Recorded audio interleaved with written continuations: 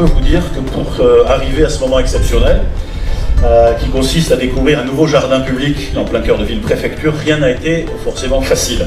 C'est un terrain de 6500 m², un peu plus, et nous avons voulu répondre à un double défi, celui de ramener la nature en cœur de ville et offrir à chacun des équipements modernes et attractifs. Dans cet îlot, on va trouver plusieurs univers qui se parlent entre eux. On voit par exemple quelque chose pour les enfants avec des toboggans, des jeux, quelque chose de ludique.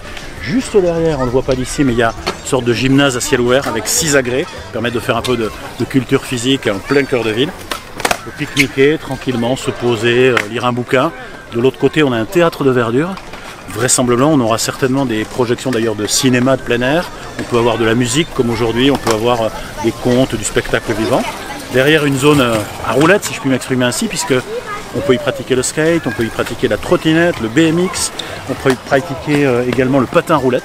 Voilà, et puis une déambulation aussi qui permet de rejoindre avec des fresques, avec des sculptures, de manière paisible, le parking des arènes avec le bas de la ville et ensuite avec Panko, les berges demain pour aller au centre-ville.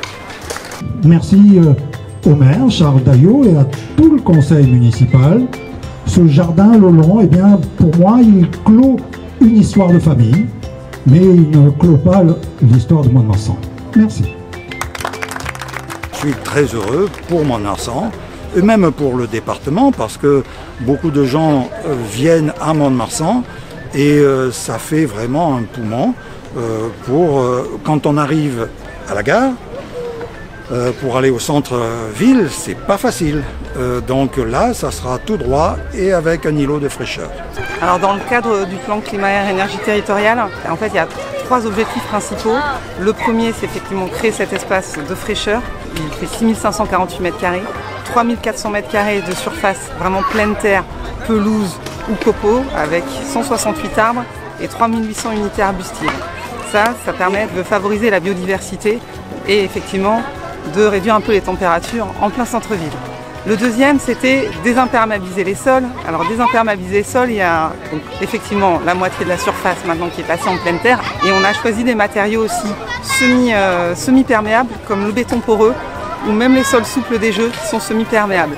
Et le reste de l'eau pluviale, puisque le skate étant en béton, on récupère les eaux pluviales par 2 récupérateurs qui sont enterrés de 20 m³ et qui permet, avec un système de pompe, de générer de l'arrosage automatique. Et on a également un bassin de rétention en tant qu'exutoire s'il y avait un trop plein d'eau dans ces récupérateurs d'eau pluviale. Et le dernier point, c'est favoriser les mobilités douces.